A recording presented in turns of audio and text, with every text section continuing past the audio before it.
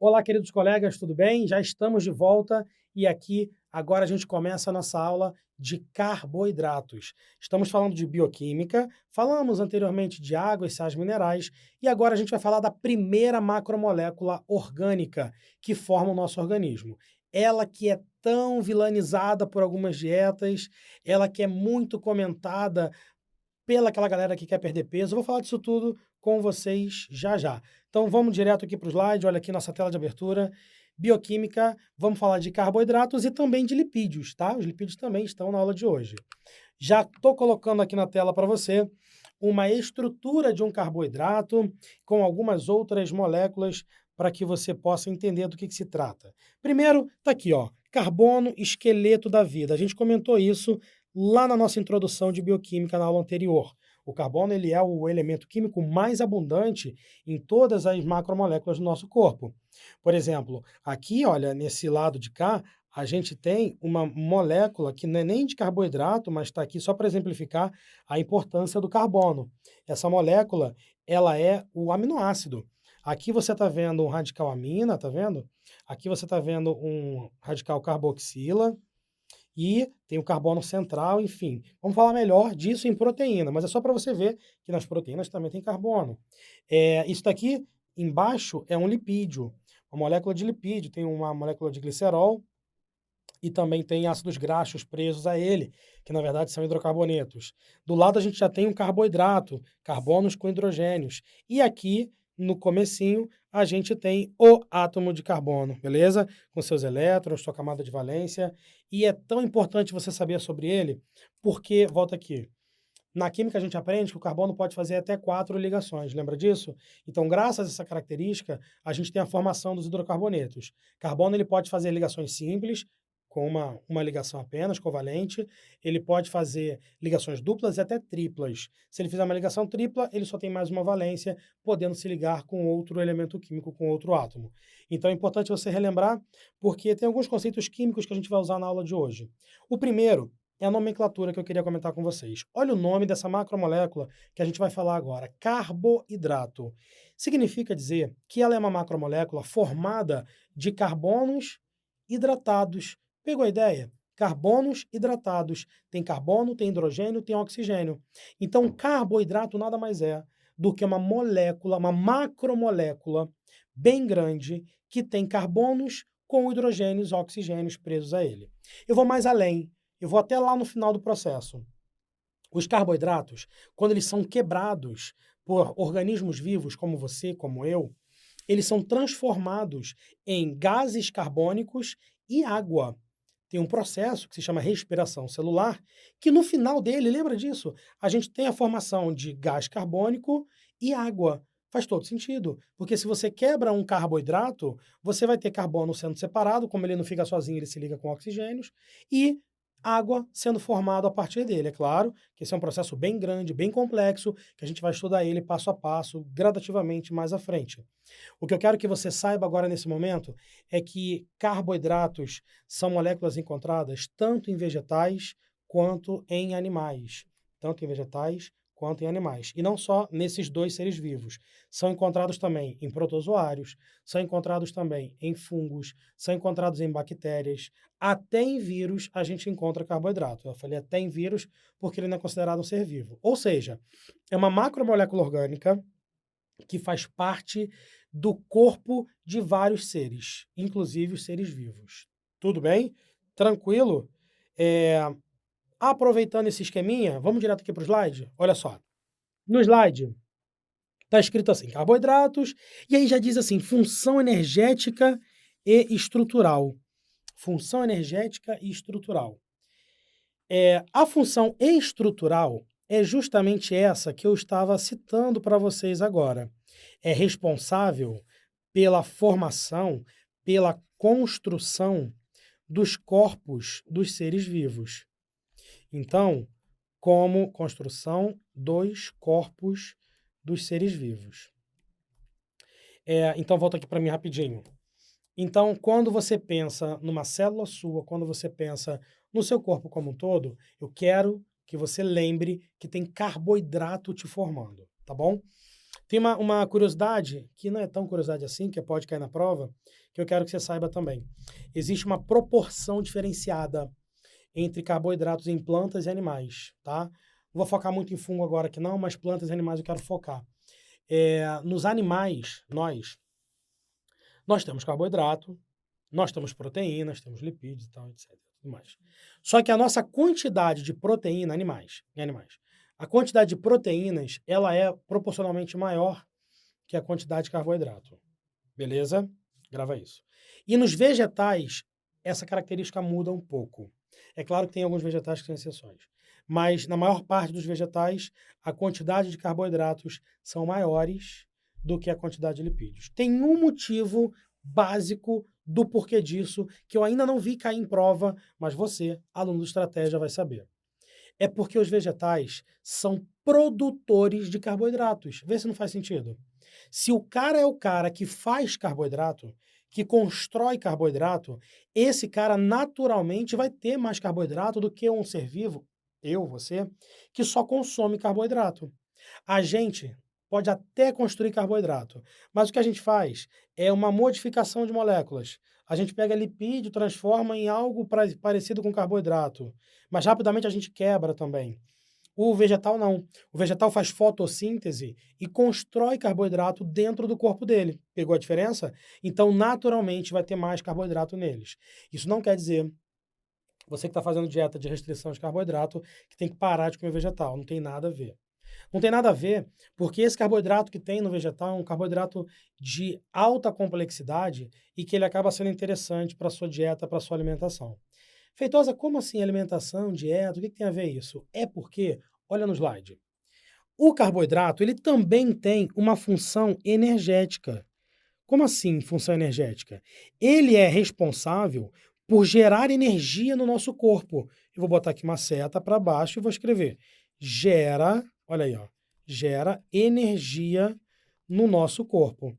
Cara, duas funções, eu vou até sublinhar, circular de outra cor, altamente relevantes. Olha só, gerar energia e construção dos corpos. Volta para mim. Não tem como a gente negar que carboidrato é fundamental para a vida. Quase tão fundamental quanto a água que eu havia citado antes. Porque se não tiver carboidrato, você não gera energia. Quer dizer, deixa eu mudar essa frase. Se não tiver carboidrato, você não gera energia a partir dele. Se não tiver carboidrato, algumas estruturas do seu corpo, elas também não serão formadas. Então é muito necessário que a gente tenha carboidrato, ok? E aí quando eu falo de função energética, que foi que eu citei, eu estou me referindo principalmente à sua alimentação. Como você e eu não produzimos carboidrato igual as plantas, a gente precisa comê-lo para que nós tenhamos esse carboidrato disponível. Então, de manhã, o que que o brasileiro médio faz? Ele acorda, ele pega um pão, às vezes francês, às vezes de forma, ele passa uma manteiga, ele bota um queijo, se pá, uma mortadela, um presuntinho, se for o caso, fecha o pão, faz um misto quente, ou então pega só o pão, passa a manteiga, ou até ainda pega só o pão e come. O pão é algo extremamente presente na dieta do brasileiro. E de outros povos também, mas estou falando aqui do Brasil nesse momento. Isso é, de certa forma, interessante, porque ao comer o pão, o indivíduo ele adquire uma grande quantidade de carboidrato. O pão ele é feito de trigo, né, de farinha de trigo, e o trigo possui uma grande quantidade de carboidrato na sua composição. Então, o pão acaba sendo uma grande fonte de energia para aquele trabalhador, para aquele brasileiro que acordou de manhã e precisa de energia. Bom, existem alguns problemas em relação ao pão, que aí os nutricionistas podem explicar muito melhor do que eu. Por exemplo, a presença de glúten, que é algo que nós não temos enzimas para digerir e ele acaba atrapalhando o nosso trânsito intestinal, entre outros problemas, mas isso é assunto para outra hora. Até para a nossa aula de digestão vai ser mais interessante falar sobre isso. Nesse momento, eu quero só que você observe que nós temos uma grande oferta de carboidrato na nossa alimentação, ela não se restringe só ao pão. Quer ver? Olha no slide. Aqui do lado a gente tem os pães, né? Então, assim, olha, aqui, deixa eu pegar minha canetinha vermelha aqui, tá? Rapidinho. Olha aqui. Aqui a gente tem pão de forma, outro pão de forma, inclusive o da esquerda acho que é integral. Aqui a gente tem é pão, Feitosa? Isso? Claro que não, isso aqui é macarrão. Mas é que ele é feito no mesmo processo, né? Então ele também tem eh, farinhas que são compostas, são utilizadas para a formação dele. O arroz que está aqui, ó, é arroz integral. Esse outro arroz que está aqui é arroz normal. Aqui, se não me engano, é uma farinha de mandioca. Aqui, se não me engano, são aqueles macarrões de outros formatos. Tem um fusilli, tem um tubinho que está ali. Ou seja, todas essas massas, a gente poderia dizer que isso aqui são massas, tudo bem? Seja de pão, seja de macarrão, arroz também é uma massa. Volta aqui para mim. Todas essas maçarocas que a gente come, que é para forrar o estômago, elas são carboidratos, tá? Todas elas. Então, por isso que você vai encontrar nos livros, por isso que a gente fala para os nossos alunos que massas são exemplos de carboidratos, ou melhor, que os carboidratos são as massas. E a gente usa outra palavra também, a gente usa os açúcares, não é isso? Ah, carboidratos são massas e açúcares, mas talvez a gente nunca tenha parado para pensar no que de fato seja isso. Açúcar é aquilo que é formado a partir de glicose. Quando a planta faz fotossíntese, ela constrói glicose, depois ela transforma em sacarose. Isso é açúcar, é construído lá na planta.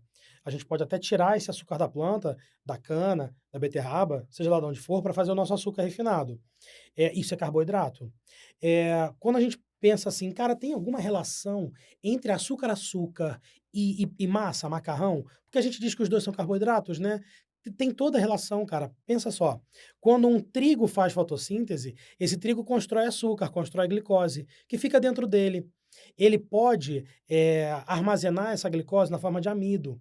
Quando ele é triturado, esse amido vira farinha, farinha de trigo e tudo mais, que a gente faz o pão, que a gente faz o macarrão. Então, na real, açúcar é massa e massa é açúcar, quase como se fosse isso, né? A massa é formada de açúcares. Isso é muito interessante para abrir nossa cabeça e fazer com que a gente entenda perfeitamente esse conceito de açúcares e massas que a gente tanto fala. E mais uma coisa das imagens que eu quero mostrar, volta para cá. Do lado a gente tem uma cesta de frutas farta, não é isso? Olha aqui, acho que isso aqui é maçã, se não me engano, aqui tem uma laranja, tem uma manga aqui, vários morangos. A galera que gosta de frutas deve aguar quando vê isso, né? Olha aí, abacaxi, melancia, banana. Cara, tudo isso, uva no meio ali, também é carboidrato. Todas essas moléculas também, todas essas frutas, desculpa, também possuem carboidrato na sua composição. Elas não são doces? Então, se elas são doces, é porque elas possuem algum açúcar na sua composição. O açúcar principalmente encontrado nelas, eu vou deixar escrito aqui embaixo, só para você ter anotado nesse slide, é a sacarose. A sacarose é um disacarídeo, eu vou explicar isso já já nos próximos slides, beleza? Formado de glicose e frutose. Então, já que tem frutose, você sabe agora, né? Opa, passei, deixa eu voltar aqui. Por que que a gente chama as frutas de frutas, propriamente ditas? Porque o principal, um dos principais monossacarídeos dela é a frutose. Então, estou botando aqui frutose mais glicose, é o que tem principalmente presente em todas essas frutas que estão aqui. Aproveitando esse slide, olha a classificação aqui embaixo, gente. Monossacarídeos, disacarídeos, polissacarídeos. Pode voltar para cá. Tomei meu cafezinho aqui agora, ok? E meu cafezinho não está adoçado com açúcar, porque eu não estou tomando açúcar. Mas não vem ao caso. O que vem ao caso é que esse cafezinho, ele poderia ter sido adoçado com açúcar. O açúcar que eu coloco no café, ele é um açúcar refinado. É um açúcar que tem glicose na sua composição. Tem outros elementos que são colocados pela indústria que faz o açúcar, mas ele, como eu citei ainda agora, é retirado de uma planta, é retirado de um vegetal. Perfeito. Eh, Esse açúcar, ele ao entrar no meu corpo, ele vai ser quebrado, ele vai ser destruído. E aí a gente chega na parte mais importante da aula de hoje, que é na classificação da estrutura das macromoléculas. Carboidrato é o nome que você vai dar, que eu dou, para uma molécula complexa e grande, com várias menores formando ela. Inclusive, carboidrato pode ser chamado de um outro nome nas provas, que é polissacarídeo. O nome polissacarídeo é bem melhor para você gravar, porque ele é mais fácil de você entender a diferença do que é uma molécula pequena e uma molécula grande. Poli significa muito, sacarídeo é açúcar. Então, polissacarídeo é uma molécula que tem várias menores moléculas de açúcar na sua composição. E o nome dessas moléculas menores de açúcar são monossacarídeos. Ou seja, a gente tem, então, monossacarídeos formando um polissacarídeo. Para a galera de mais aprofundado aí, de mais específica, inclusive, existe uma outra classificação que é oligossacarídeo e ainda os disacarídeos, que a gente viu no nosso slide. Então vamos devagar. Monossacarídeo é uma moléculazinha só. Disacarídeo é quando tem 2 monossacarídeos juntos. Quando tem 3, quando tem 4, até 10, a gente chama de oligossacarídeo. Passou de 10, a gente chama de polissacarídeo. É uma forma de classificar esses carboidratos, beleza? Então, vamos devagar. Carboidrato é sinônimo de polissacarídeo. E vou mais além, que é sinônimo de glicídio. Tem uma terceira forma de chamar, que é essa que eu acabei de falar. Então, já que você sabe todas essas 3 formas, já que você sabe que os monossacarídeos são o que formam um polissacarídeo, vamos para o slide, porque aqui a gente tem justamente falando sobre os monossacarídeos. Olha aí. São carboidratos simples que não, olha aí o não, vou circular o não, hein? Que não são quebrados na digestão. Então, se você toma um cafezinho como eu tomei, que tem açúcar na composição, e esse açúcar entra no seu trato digestório, quando ele passa no seu intestino, quando ele passa na sua boca, etc., ele vai ser quebrado, mas vai chegar numa menor parte. Essa menor parte é o que a gente chama, como está aqui no slide, de monossacarídeo. Tudo bem? Feitosa, só tem um monossacarídeo? Até parece. Seria bom demais, a gente gravaria apenas um e vida que segue. Não é isso que existe. Existe monossacarídeo com 3 carbonos, com 4, com 5, com 6 e com 7. E a gente chama o de 3 de triose, o de 4 de tetrose, o de 5 de pentose, o 6 de hexose e o 7 de heptose. Então, tem vários monossacarídeos diferentes. Até porque, por exemplo, aqui, ó, na pentose, nós temos 2 exemplos muito famosos. Uma se chama desoxirribose, e tem uma outra que se chama de ribose. Ou seja, cara, se não bastasse saber que monossacarídeo é a menor parte de um carboidrato, se não bastasse saber que monossacarídeo pode ter de 3, 4, 5, 6, 7 tipos diferentes, ok? Cada tipo desse tem exemplos relevantes para a biologia que você vai ter que dominar, tudo bem? De uma forma geral, tá aqui, ó, a fórmula geral do carboidrato ou do monossacarídeo, ela tem carbono, que está aqui, estou pintando aqui de verde, tem hidrogênio, como eu falei, e tem o oxigênio, formando água. Com uma certa quantidade de carbonos, né? Esse N significa uma certa quantidade, água na proporção sempre de 2 para 1 de oxigênio. E esse N seria um número de moléculas de água variado. Cara, a mais famosa de todas, eu vou marcar aqui, eu vou pegar um roxo, uma cor diferente, bonita, é uma hexose famosíssima, que é essa daqui, ó. É a rainha dos monossacarídeos. Quem é essa, cara? Você sabe, hein? Eu sei que você sabe. C6H12O6. Ela é a glicose, famosa glicose. Volta para mim. Então, glicose é um monossacarídeo formado com 6 carbonos, beleza? E, digamos assim, 6 moléculas de água, porque são 12 hidrogênios e 6 moléculas de oxigênio. E ela, eu digo que é a rainha dos monossacarídeos, porque ela é encontrada em praticamente todos os polissacarídeos que existem. Sempre tem uma glicose aparecendo ali. E digo mais, o nosso corpo, animais, ele é altamente específico ou especializado para quebrar glicose, para gerar energia a partir de glicose. Então é interessante que você coma carboidratos que tenham glicose para que você possa gerar energia dentro do seu organismo. Tranquilo? Bom, vamos aqui para o slide que eu quero falar aqui exatamente de alguns tipos de monossacarídeos. Tá aqui, ó, os principais. 2 desses, 3 desses eu já botei no slide anterior, hein? Que eu vou pegar aqui minha canetinha vermelha, olha só, desoxirribose, já botei lá. Ribose, eu já botei lá. Esses 2 que eu sublinhei agora, eles são encontrados no material genético, nos nucleotídeos do DNA, ajudando a formar a menor parte do DNA. Esses três de cima, cara, esses três de cima, grava o nome deles. Glicose lá em cima, frutose no meio, que a gente já falou também, e galactose logo depois. Esses três juntos, eles formam disacarídeos fundamentais para você conhecer os principais alimentos que nós temos. Você está vendo que a fórmula química deles é igual. C6H12O6. Seja de um, seja do segundo, seja do terceiro. A diferença vai ser o arranjo estrutural que eles possuem. O arranjo estrutural é um pouquinho diferente. A frutose é um isômero óptico da glicose, por exemplo. E por causa disso, nós teremos nomes diferentes, como você está vendo. Continua comigo no slide, porque aqui eu já começo com os disacarídeos. Os disacarídeos, eles são uniões de dois mono, como eu citei, e aqui já tem os exemplos. Ó, vamos lá. Sacarose, lactose, ok? E tem mais um que é importante, não está aqui, deixa eu escrever, pegar minha caneta preta. Sacarose, lactose e maltose.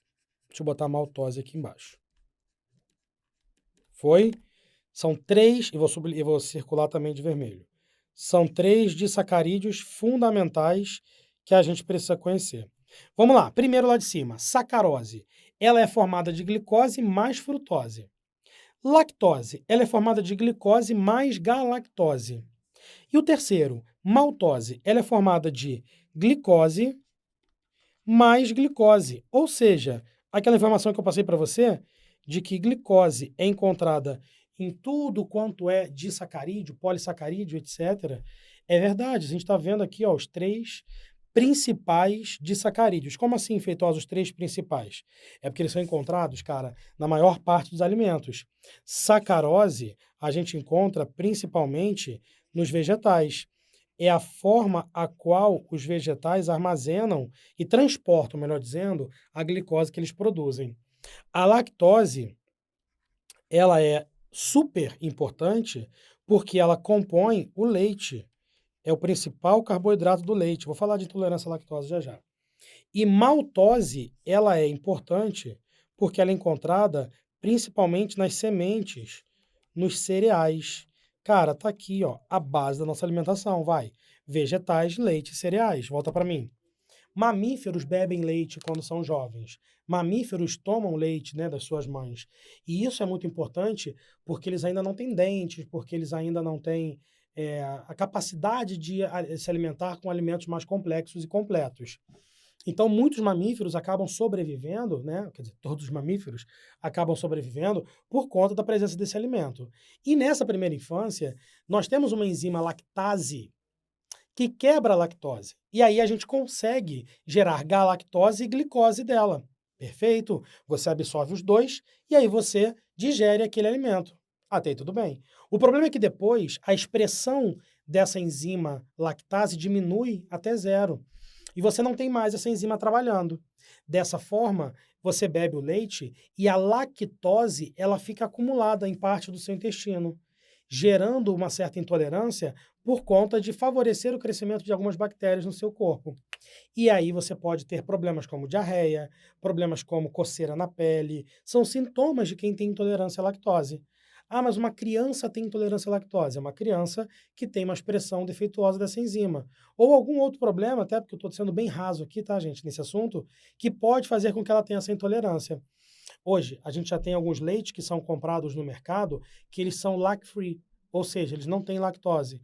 O cara bota a enzima lactase durante o processo de manufatura daquele leite, invasa aquele leite e oferece ele, né, com pouca lactose. Mas você que está fazendo dieta com restrição de carboidrato, cuidado, porque ele é lac-free, ele não tem o disacarídeo, mas ele ainda tem ali a glicose e a galactose, que são monossacarídeos, que você vai comer e vai te gerar energia do mesmo jeito. Então, se liga nisso, tá bom? E aí tem a maltose. A maltose, ela encontrada em cereais, né? Uma mistura de glicose mais glicose, e dessa forma a gente tem uma outra importante base da nossa alimentação. Quando você come arroz, quando você come feijão, quando você come ervilha, são sementes, elas possuem uma grande quantidade de maltose, fornecendo carboidratos para você. Tudo bem? Vamos para o slide agora então? Agora sim. Ó, depois de sacarídeos, a gente entra lá na parte final, que são os polissacarídeos. Polissacarídeos são macromoléculas formadas por centenas a milhares de monossacarídeos. Olha a diferença de centenas até milhares. Então, a quantidade de polissacarídeos diferentes que existem é muito grande, justamente por conta dessa infinidade de arranjos e rearranjos que ele pode assumir. São polímeros, porque são conjuntos de moléculas, por isso a gente chama de polímeros, e a função desses caras é justamente aquelas duas funções que eu citei no começo da aula de carboidratos: reserva energética e também estruturar o nosso organismo. Volta para mim. Reserva energética funciona da seguinte forma: quando você come carboidrato, o seu corpo ele dá preferência ao carboidrato para gerar energia. Eu vou pegar um exemplo que eu já citei aqui hoje. Quando você come pão de manhã, você está em jejum, estava dormindo, comeu pão. Você mastiga o pão, você digere o pão, você absorve o pão. Você vai ter um pico de insulina, que é um hormônio que ajuda na absorção dos monossacarídeos da glicose. Aí essa glicose vai entrar nas suas células. Você vai começar a gerar energia. Então você vai sair de casa bem alimentado, porque você vai estar com glicose disponível no seu organismo. Ao sair de casa com essa glicose, quando eu digo bem alimentado, deixa eu só deixar claro aqui, é em relação à quantidade de glicose, tá? É porque tem vários problemas que o pão pode gerar, aquela história do glúten que eu citei para vocês, que alguns nutricionistas diriam para mim que não está bem alimentado. Mas ok. Então, você tem glicose no seu corpo. O seu corpo vai quebrar essa glicose para te ajudar a caminhar, para te ajudar a chamar o ônibus, pegar o carro, para te ajudar a entrar em sala de aula para dar aula. Quando você não come, você talvez possa se sentir meio fraco. É por causa disso. É porque não tem glicose disponível, principalmente no seu cérebro. E aí você começa a ficar meio tonto, fraco, acontece. Beleza. Se você come mais carboidrato do que você deveria, você vai ter muita energia para você, só que você vai precisar gastar essa energia. Se você não gastar essa energia, ou melhor, esse carboidrato em excesso que você comeu, ele vai ser armazenado no seu corpo para momentos futuros. O seu corpo tem dois lugares principais para armazenar carboidrato. O primeiro é no fígado. O fígado ele pega, esse órgão pega o excesso de glicose e vai juntando uma com a outra e forma uma molécula chamada de glicogênio. Glicogênio. Vamos para o slide para você ver isso daí? Olha só. Essas moléculas grandonas, amarelas, que você encontra aí, elas são o glicogênio que eu estava citando. Tudo bem? Então, você vai formar esse glicogênio nas suas células hepáticas, ou melhor, dentro do seu fígado, em regiões específicas. Então, ele é uma reserva energética dos animais. São polímeros de glicose e são armazenados no fígado. Mas, olha aí, eu falei dois lugares, não foi? Olha o segundo lugar que é armazenado. Nos músculos. Volta para mim. Quando você precisa fazer contração muscular para mexer o seu braço, dar tchau, piscar o olho, mexer a perna. O músculo é uma célula muito consumista. É uma célula que eu gosto de chamar de gastona. Ela consome muito carboidrato durante a vida dela. Então, para que ela consiga funcionar, ela precisa de carboidrato disponível o tempo inteiro. Por isso, faz todo sentido a gente guardar carboidrato para reservar dentro do músculo também, já que a gente movimenta muito esse músculo e precisa desse músculo atuando e trabalhando o tempo inteiro, principalmente o diafragma, pensa só você. Ele é o cara que se contrai, abaixando e fazendo você respirar. Então é necessário que tenha uma certa quantidade de glicogênio nos músculos. A diferença entre esses dois é que o glicogênio que está no fígado, ele pode ser utilizado no momento de emergência para fornecer glicose para outras partes. Eu explico. Quando você está no jejum, é necessário que você libere um hormônio que vai até o fígado, retira o glicogênio, quebrando ele em glicose, e essa glicose vai para o seu sangue. No músculo, isso não acontece. O glicogênio que está no músculo é para o músculo, só para o músculo usar mesmo. Tudo bem? O hormônio que faz isso não atua no músculo. Então, dessa forma, a gente chega à conclusão que você precisa ter uma alimentação bem equilibrada para comer uma quantidade de carboidrato parecida com aquela que você gasta. Porque senão você vai sobrecarregar o seu fígado na construção de glicogênio. Você vai sobrecarregar o seu músculo na construção de glicogênio. E isso não é tudo. Porque quando você tem muito glicogênio, quando você já tem muito carboidrato sendo armazenado, o seu organismo ele pode começar a transformar o carboidrato em excesso em outra macromolécula que a gente vai ver na aula de hoje, que é o lipídio. E aí você engorda. Então as pessoas engordam porque comem principalmente muito carboidrato. É por isso que ao longo da aula eu estou falando com aquela galera que está fazendo dieta de restrição de carboidrato. Está na moda hoje a dieta low carb. É uma dieta em que você reduz a quantidade de carboidrato, não zera, você reduz a quantidade de carboidrato e você come outras macromoléculas, como lipídio e proteína, para te gerar energia, já que é possível isso.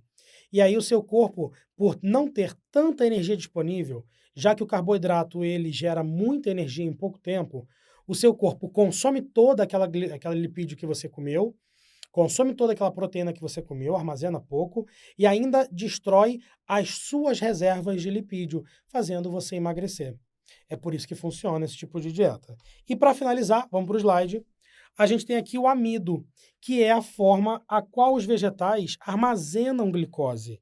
Então, as plantas, né, e as algas, que não são do reino das plantas, elas podem produzir amido e guardar esse amido, né, através de um polímero de glicose, seria essas bolinhas pretas que aqui dentro estão, tá vendo? Isso aí seria o amido.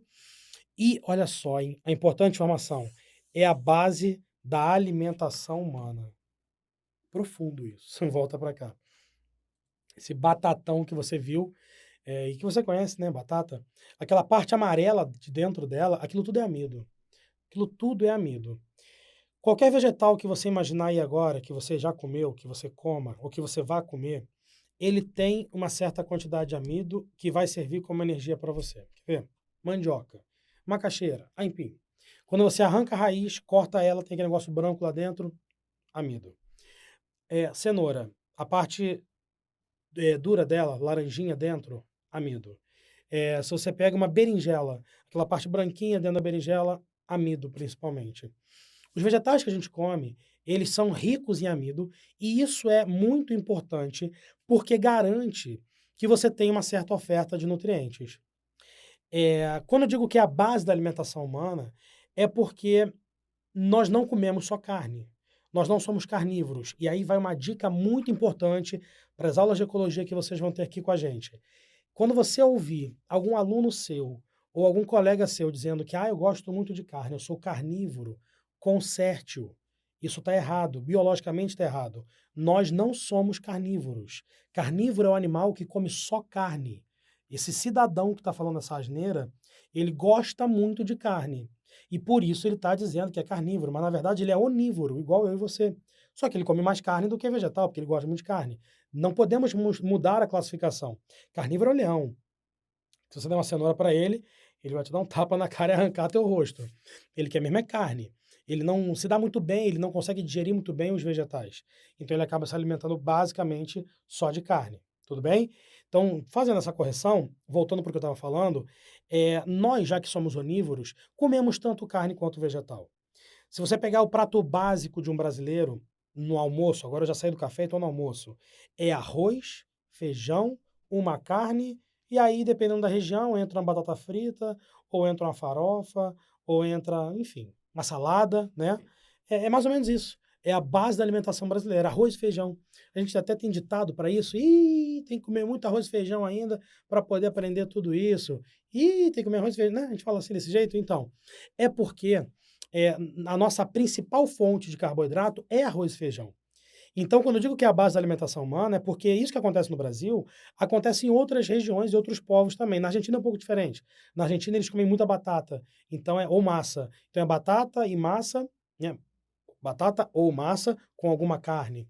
Nos Estados Unidos também é bem parecido, com bastante coisa, com bastante batata, com bastante massa, um pouco de arroz, né? Enfim, os japoneses, base deles é arroz. Então, o amido ele é a base da alimentação humana de fato. Claro que o leite, na primeira infância, é a base por conta da necessidade de tomar leite. Tudo bem? Acho que deixei bem claro sobre isso. Vamos fazer o seguinte: vamos ver mais um exemplo de carboidrato, polissacarídeo, na tela agora. Vamos lá.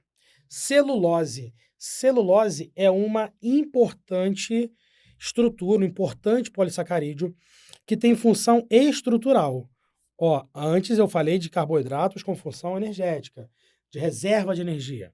Agora, celulose estrutural exclusivamente. Por que, Feitosa? Porque ela, seta aqui para baixo, compõe a parede celular do vegetal. É um polímero de glicose, tem uma importância comercial porque faz papel, ok? Ela faz papel. E uma importância na dieta humana, que eu vou explicar para você com detalhes aqui. Volta para mim. Todo vegetal que faz glicose, ele quebra essa glicose depois para gerar energia. Quando ele gera energia, ele pode fazer os seus processos metabólicos normais. Um dos processos metabólicos que o vegetal faz é a construção de celulose, a construção de carboidrato. Todas as células vegetais, na parede celular, a gente encontra essa tal celulose. E isso faz com que as plantas, as árvores, sejam uma grande fonte dela. A gente pode pegar um tronco de árvore, por exemplo, cortar ele na máquina, triturar, processar e extrair essa celulose de lá de dentro. Quando a gente faz essa extração de celulose, outros processos são realizados e a gente faz as folhas de papel que a gente usa. A importância comercial que eu cito, que eu comento, é justamente essa.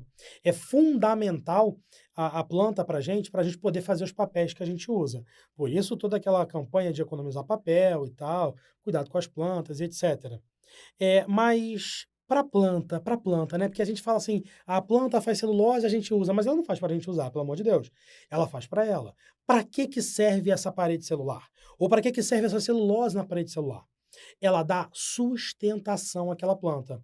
A celulose que fica em volta da parede celular, ela é responsável por garantir que as células sejam bem estruturadas, que as células consigam ficar bem rígidas, bem duras. É uma parede dura. Tanto dura que para que uma célula entre em contato com outra, é necessário que tenha buracos, chamados de plasmodesmos, entre essa parede celular. E aí ela consegue passar nutrientes, pedaços do seu citoplasma para um outro lado, para o lado de cá, enfim. Tem até um tecido vegetal chamado de colênquima e outro de esclerênquima, que são super rígidos na sua parede celular, porque tem até uma outra substância e que tem a função justamente de dar sustentação para esse vegetal. Bom, então você já entendeu para que a celulose serve para a planta e já entendeu, financeiramente falando, economicamente falando, para que a celulose serve para a gente, ser humano. E aí a gente viu lá no slide que dizia que era importante para a dieta humana. Não só humana, mas para de outros animais também.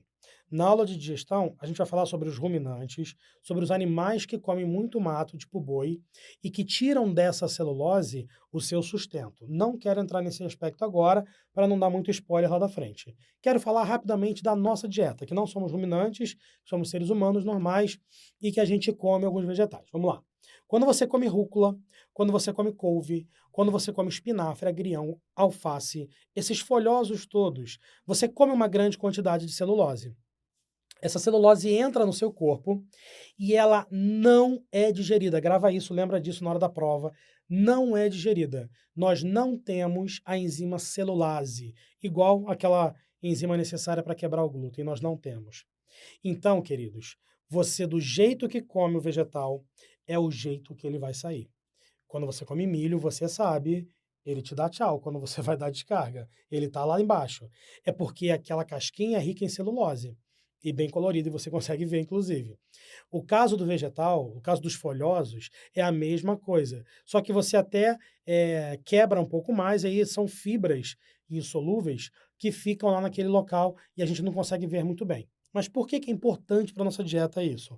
Porque quando você come uma grande quantidade de fibras, essas fibras que não são digeridas, elas ficam no seu tubo digestório e elas ajudam o trânsito intestinal. Elas vão favorecer as bactérias que estão dentro do seu intestino a estimularem os movimentos peristálticos.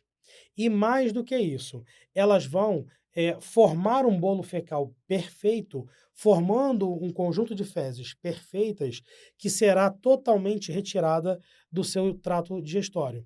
Então é como se elas fossem necessárias para montar o seu bolo fecal e dessa forma ajudar você na eliminação do seu material produzido durante a digestão. É necessário então comer vegetais porque de uma certa forma, bem rasamente falando, elas vão limpar o seu intestino por dentro. Tudo bem?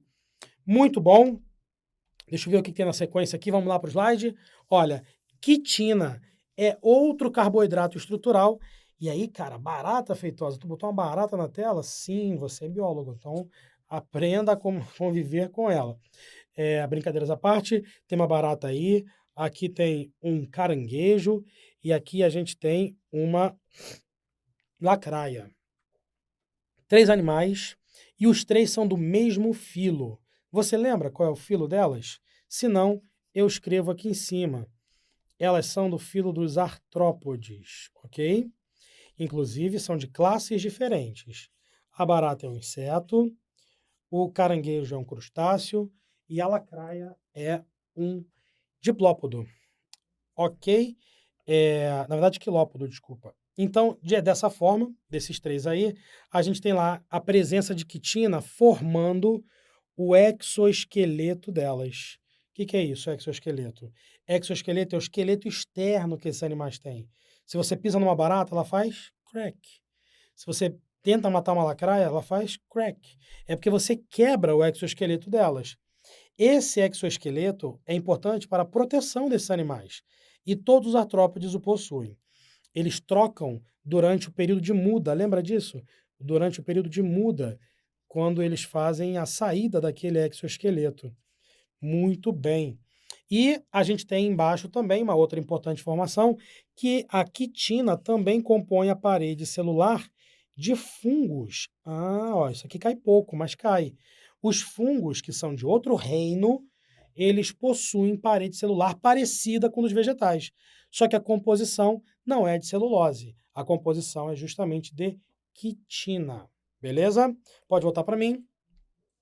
Essas foram as informações importantes que a gente precisava saber sobre carboidratos. Ainda na aula de agora, a gente vai entrar em lipídios, vamos falar das gorduras, para que somente depois a gente continue com proteína, etc. Então, vamos direto para o slide sem parar, que a gente já tem, vamos lá, os lipídios na tela. Lipídios, queridos, vocês aprenderam que são as gorduras do nosso corpo, ou as gorduras que nós ingerimos e etc. Na verdade, a gente chama de gordura se ela estiver na temperatura ambiente na forma sólida. Mas se na temperatura ambiente nós tivermos ela na forma líquida, então nós temos os óleos, ok? Então tem óleos e tem gorduras. E aí vamos ver aqui algumas informações que estão aí na tela, principalmente de origem animal, ok? Gorduras são principalmente de origem animal, mas também presentes em frutos e sementes. Moléculas que são insolúveis em água, ou seja, não se misturam com água.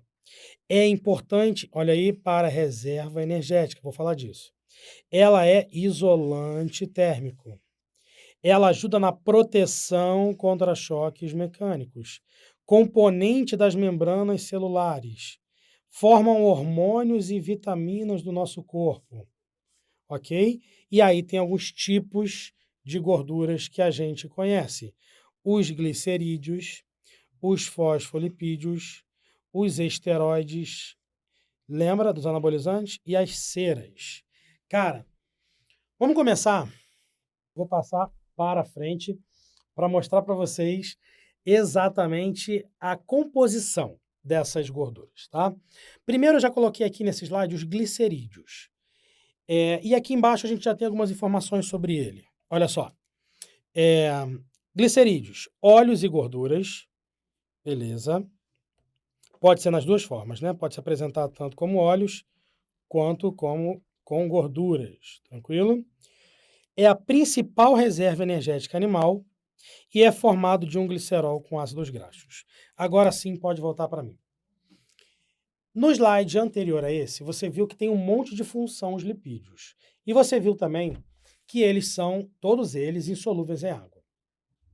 Essa característica de ser insolúvel em água é fundamental para a função que esses caras têm no nosso corpo. Tem uma das funções que eu li ali, que é a composição das membranas plasmáticas. As nossas células, elas têm que ter uma delimitação perfeita do que está dentro do que está fora. Se não fosse gordura o que compusesse a nossa membrana plasmática, nós não teríamos a capacidade de guardar água dentro da membrana e água fora da membrana. Então, a presença de gordura formando a membrana plasmática das células é fundamental para que a nossa célula funcione, para que o nosso corpo funcione. Então, só aí você já entende a grande necessidade de ser lipídio a molécula que forma a nossa membrana. E aí a gente viu, assim, reserva energética, isolante térmico, várias coisas que eu falei. Vou falar de cada uma. Vamos começar com reserva energética. Quando nós temos uma grande quantidade de gordura, por exemplo, a pessoa é gordinha, a pessoa está com sobrepeso, está com os pneuzinhos e tal, essa pessoa, ela aguenta, teoricamente, a ficar mais tempo sem comer do que uma pessoa mais magrinha. Porque o corpo dela vai ter da onde tirar, vai ter de onde consumir energia para se manter vivo. É por isso que os ursos são gordos, é por isso que a baleia tem muita quantidade de gordura, porque são animais que passam, às vezes, longos períodos sem comer. Então, eles acabam emagrecendo durante o período que não está comendo, mas eles conseguem manter um metabolismo funcional graças à presença dessa gordura. E aí até um detalhe, uma curiosidade, a gordura que o urso tem, por exemplo, é uma gordura diferente da nossa, a nossa gordura é amarela, a gordura do urso é uma gordura marrom, porque tem maior quantidade de energia na sua composição, é uma molécula um pouco diferente, beleza? E aí também tinha lá isolante térmico, né, que é o lipídio é um isolante térmico. O que significa isso na real? Significa que quanto mais lipídio você tem, né, mais termicamente isolado você se encontra. Ele é uma molécula que cria uma capa de gordura, uma capa de substância em volta de você, que não deixa com que você perca tanto calor quanto você perderia se não tivesse tanto lipídio disponível. Por isso que aquele seu companheiro de classe, ele acaba ficando com mais frio, né, do que você se ele for mais magrinho que você, obviamente. E vice-versa também. Se você for mais magrinho, você sente mais frio do que aquele indivíduo que tem um pouco mais de gordura no corpo. Beleza?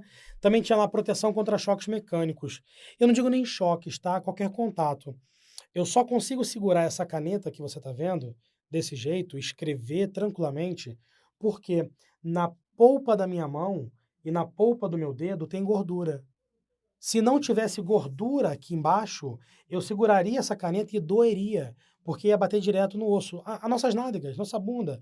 Quando você senta, você só consegue sentar e ficar aguentando o peso do seu corpo inteiro sobre ela, porque você tem gordura. Tudo bem, tem gente que não tem tanta, vai, eu sei. Mas não vem ao caso agora. E ela também não sente dor, porque tem alguma coisa. Se não tivesse nada, você fatalmente sentiria tanta dor que você não conseguiria ficar na posição sentado. A posição sentado não seria viável para a espécie humana. A sola do pé, a mesma coisa da palma da mão. Então, isso tudo tem a ver com a proteção contra choques mecânicos. Tudo bem? E aí tem hormônios e vitaminas que eu vou explicar melhor lá na frente. Alguns hormônios do nosso corpo são feitos de gordura e algumas vitaminas são feitas de gordura também. Já que eu já comecei, volto aqui para o slide. Já falei com vocês aqui sobre o gliceraldeído, tá vendo? O gliceraldeído, ele é a principal reserva energética. Isso tudo que você está vendo aqui pintado de cinza é o glicerol. Isso tudo que está aqui é o glicerol. Enquanto os amarelinhos que aqui estão são os ácidos graxos. Vamos entender essa história, porque aqui está o segredo dos lipídios. Você já consegue entender lipídio só com esse slide que está aqui. Todo lipídio é formado de um glicerol com alguns ácidos graxos. Esse que você está vendo no desenho, ele tem um glicerol e 3 ácidos graxos. Por isso, ele é chamado de triglicerídeo. Triglicerídeo. Ok? Toda vez que você come gordura e você não quebra ela, você armazena essa gordura no seu corpo. E a forma a qual você armazena é a forma de triglicerídeo. Então é isso que eu quero que você saiba nesse momento. O ácido graxo, cara, olha só, ácido graxo é uma molécula que, na verdade, é um hidrocarboneto.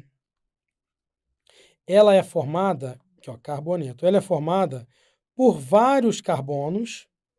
Se você observar o desenho, olha só, um carbono, dois, três, quatro, ligados a vários hidrogênios, olha aí, vários hidrogênios. Isso é o hidrocarboneto. Por isso, ele é altamente hidrofóbico. Os carbonos já estão todos saturados ali. Enquanto o glicerol, ele se encontra na parte superior, beleza? Que é esse aqui, ó, com um carbono, dois, três carbonos, e ele dá união a esses ácidos graxos. E também é o hidrocarboneto, tá? Só que menor, mas é um hidrocarboneto também. Bom, queridos, então, deixa eu voltar aqui, que não passei ainda não. Então, eu quero que você entenda que, de acordo com o tipo de ligações que nós teremos nesses hidrocarbonetos aqui, ó, dos ácidos graxos, a gente vai classificar de forma diferente os nossos lipídios. Fica comigo nesse slide e opa, passa aqui para esse. Quando o lipídio ele se encontra na forma sólida, na forma de gordura, nós temos principalmente cadeias saturadas na sua composição. Ligações simples entre os carbonos, como você viu no slide anterior. Se você tem óleos, é porque provavelmente nós temos ligações insaturadas. Tem carbonos com ligações duplas na sua composição. Por isso, a molécula de ácido graxo na cadeia saturada, olha só, ela é reta. Tá vendo aqui? Ela é reta por um lado e para o outro. Enquanto a cadeia de hidrocarbonetos nas insaturadas, ela é curva. Volta para mim aqui. Se você tem, me empresta a caneta rapidinho aqui. Se você tem duas moléculas, ok, desse jeito aqui, que elas são retas, retilíneas, e elas são geladas, elas perdem calor, elas vão se aproximar e a tendência é que elas colhem uma na outra. Isso vai fazer com que essa gordura ela fique na forma sólida. Agora, se você tem uma delas que é torta, que é meio tortinha, quando ela se conectar com a outra, porque ficou muito frio e elas se aproximaram, vai haver um espaço entre elas. Então, a estrutura não vai assumir, obrigado, não vai assumir a forma sólida, vai ficar na forma líquida.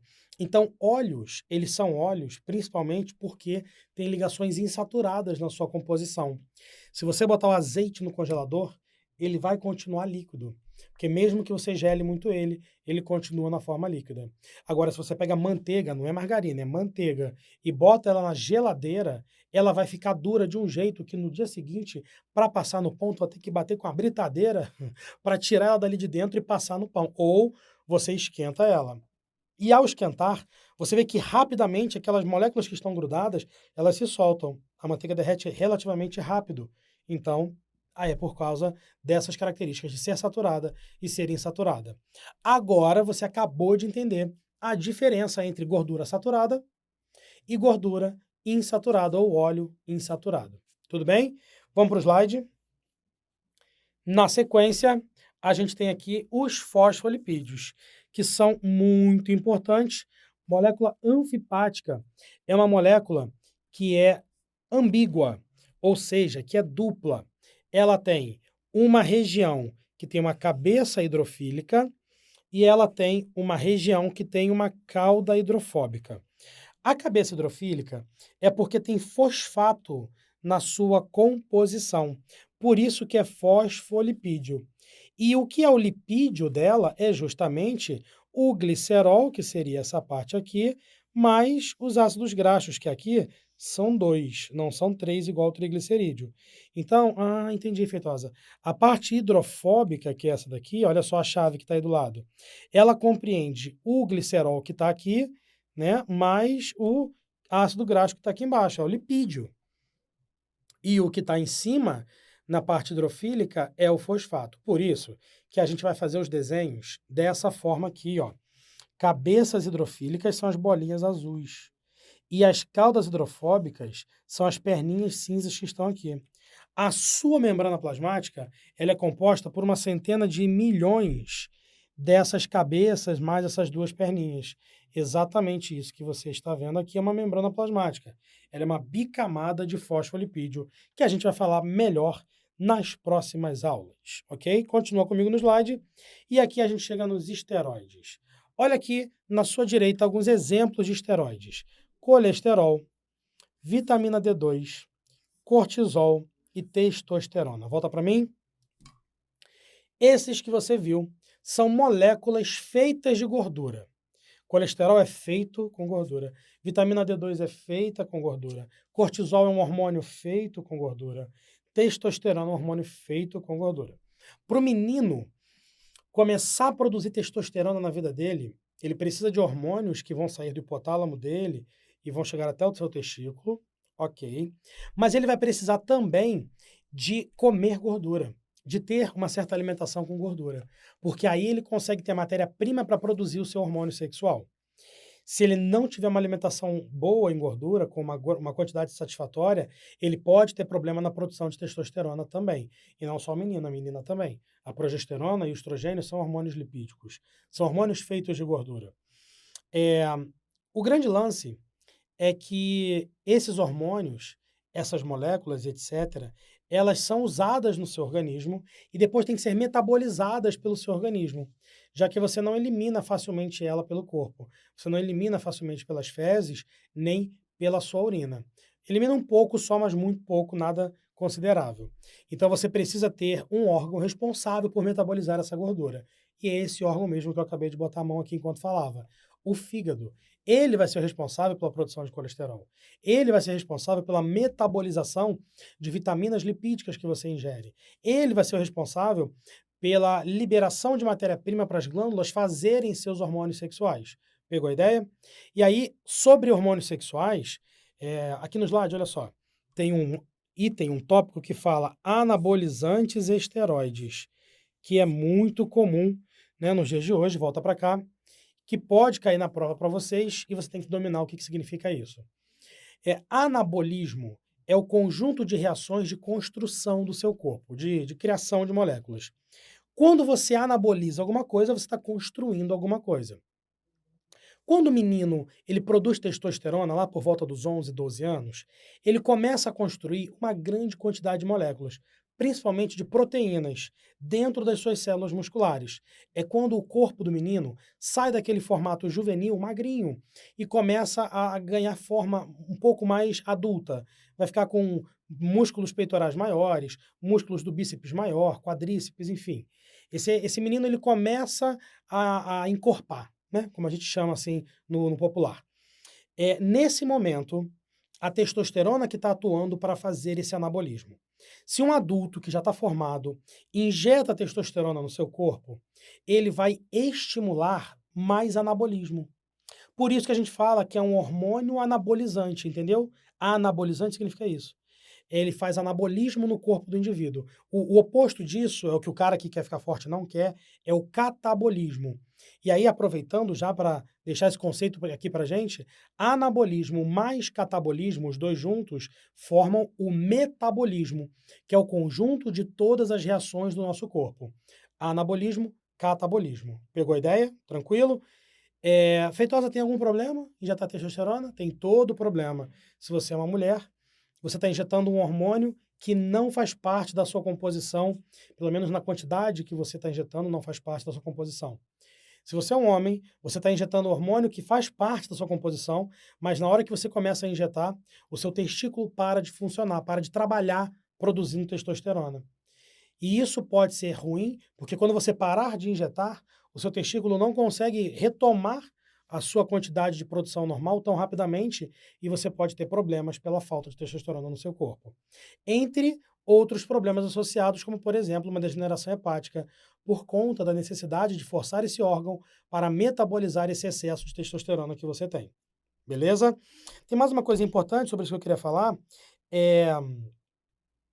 O efeito da testosterona de anabolizar, né, proteínas no seu organismo, ele é um efeito transitório, porque você vai ter proteínas sendo produzidas, mas se você não tiver essa mesma quantidade de testosterona na sua sequência, ou de exercício físico que você faz na sua sequência, você pode churriar, como a galera da academia chama, né? Vai perder tudo isso que você produziu, e aí realmente não faz sentido algum utilizar esses anabolizantes, ok? Vamos para o último slide. A gente tem aqui as ceras. Olha aí, tá vendo aí? As ceras são os lipídios na forma sólida, que são extremamente, olha a palavra, extremamente apolares. Não se misturam em nada com a água. Então, por isso, elas têm uma função impermeabilizante onde elas são encontradas. E também uma aparência brilhosa por conta dessa pouquíssima hidratação. A abelha faz cera, tá? A abelhinha bonitinha aqui, ó, faz cera. Essa cera que ela produz pode ser usada pela gente. Cera de abelha, né, ela é até comestível, é interessante. A cera de carnaúba não. A cera de carnaúba, ela é produzida, opa, volta aqui. Ela é produzida pela planta, pela árvore lá, carnaúba, e ela é usada para polir, para dar polimento em algumas estruturas. Não sei se essa que é usada em carro, tá? Mas algumas ceras dessas vegetais são usadas para dar polimentos em carro. Volta para mim para finalizar aqui, ó. Nós produzimos cera também, hein. Onde nós produzimos cera? Na orelha, lá na orelha interna. E o motivo da gente produzir cera, não é para tirar para polir o carro, obviamente, é para impermeabilizar o nosso ouvido, para não deixar que qualquer molécula de água entre, caia na nossa orelha interna, e se tem água, o que que a gente falou na aula passada? A vida. Não é um lugar que eu quero que tenha vida dentro da minha orelha interna. Se tiver vida lá dentro, vai ser bactéria que vai crescer, vai ser algum protozoário, e isso pode fazer uma otite, pode já gerar um problema para mim. Então, para que você não tenha esse problema, já que a orelha é algo que fica aberto para o meio externo, o seu corpo, perfeito como é, ele produz cera para impermeabilizar você. Beleza? Queridos, essa foi nossa aula de carboidratos e lipídios. Aguarde, na sequência a gente vai para a nossa aula de proteínas. Se você está gostando, então continua com a gente, dá like no vídeo, acompanha o tempo inteiro para que você possa se preparar perfeitamente para a sua prova, beleza? Um grande abraço, tchau!